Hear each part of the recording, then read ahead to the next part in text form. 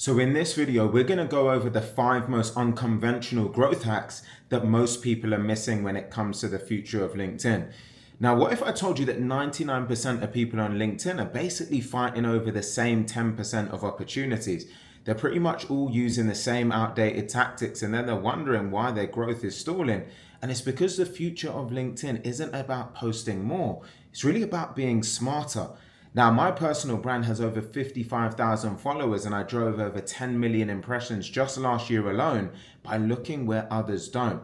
So throughout the course of this video, I'm not going to give you the same old advice, but I'm going to reveal 5 unconventional growth hacks that will put you years ahead of the competition.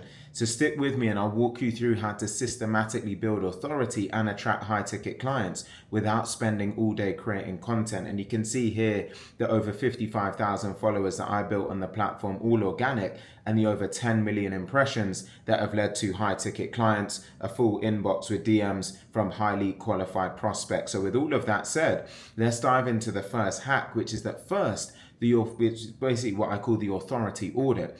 Now, most people treat their LinkedIn profile as if it's a resume. So it's like a list of jobs and accomplishments. And that's really a huge mistake because your profile is actually a high ticket sales funnel. We know that 82% of B2B buyers will check you out on LinkedIn before even agreeing to a meeting. So does your profile scream out expert or does it scream out employee? Actually go through your profile right now and ask yourself, does my banner clearly state the outcome that I actually deliver? Does my headline speak directly to my ideal client's pain point? And is my about section a case study on how I actually solve problems? Because if it isn't, then you're losing clients before you even speak to them. Now, second is really content repurposing 2.0, as I like to call it. So I imagine that you're a successful coach, you're a consultant, and you just don't have 10 hours a week to create new content from scratch for LinkedIn each and every time.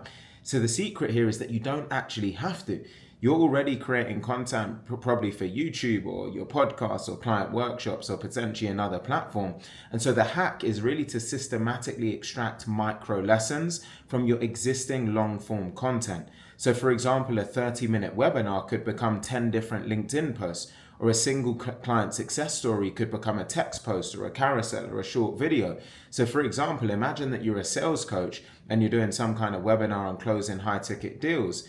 That could actually be broken down into posts on the top 3 biggest mistakes on sales calls, or it could become a script for handling price objections or how to build rapport in 30 seconds. So this isn't just about saving time, it's about creating a consistent authoritative voice across the platform being LinkedIn. Now, the third hack is what I call the engagement loop. And this is really because most people chase vanity metrics. They want more likes and more comments, but high ticket clients aren't necessarily only one in public comments. In many ways, they're one in direct messages. So the hack for you here is that for every person who comments on your post, don't just like it, also reply with a thoughtful question and then take the conversation over to the DMs. So you could say something like, great point, I actually have a framework that breaks this down further. Mind if I send it over? So you notice that you're not pitching, you're actually providing more value. And then this is how you can turn a casual engagement into a qualified sales conversation. Now, the fourth hack is what I call the contrarian post. So the LinkedIn newsfeed is really a sea of the sameness at the moment. So everyone's sharing the same hustle quotes and generic advice. So the fastest way to stand out is to respectfully challenge a commonly held belief within your industry. So for a leadership consultant, instead of 5 ways to be a better leader, instead try why most leadership advice is wrong. So this isn't actually about you being negative, but it's about showing that you're a thought leader who really thinks about things differently. This then sparks debate, it can get massive engagement, and it attracts clients who actually want your unique perspective, not the same old fluff. Now, finally, you've then got the proactive DM. And this is not about spamming your contacts with a sales pitch. This is really about strategic value-driven outreach. So identify 5 to 10 dream clients or partners on LinkedIn and don't just connect and pitch. For a week, engage with their content and then send a direct message that basically has nothing to do with you. So for example, you could say something like, hi name, I saw your post on topic and it reminded me of this article and report that I just read. I thought that you'd find it valuable.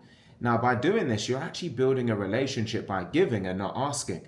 And that's how you can get on the radar of a high value connection and actually become the type of person that they think of when they are eventually ready to buy. Now, there you have it. That's 5 unconventional growth hacks for you to dominate LinkedIn. So this isn't about working harder. It's really about working smarter. And it's about building a system that consistently attracts high ticket clients. Now, if you want to see how we implement this type of LinkedIn media engine for our clients while also guaranteeing 1 million impressions within 90 days, I'm going to leave a link in the description box below to watch our completely free training. It will break down the entire process to get you to a point where you have a full inbox full of direct messages of high profile clients that can actually afford your solutions, because LinkedIn is the platform that has the most buying power in the world. So again, I'll leave a link in the description box below. If you have also found this video helpful, please do take a second to like, comment, share, and subscribe. And I look forward to seeing you on the next one.